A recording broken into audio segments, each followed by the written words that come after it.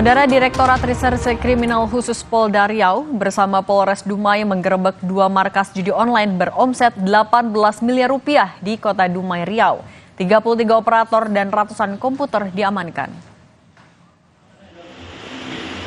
Penggerebekan dilakukan di Jalan Kakap, kemudian berlanjut penggerebekan kedua di Jalan Sukajadi di Kota Dumai, Riau. Dari kedua lokasi, polisi mengamankan sebanyak 33 orang operator judi online. Sebanyak 342 komputer juga disita petugas.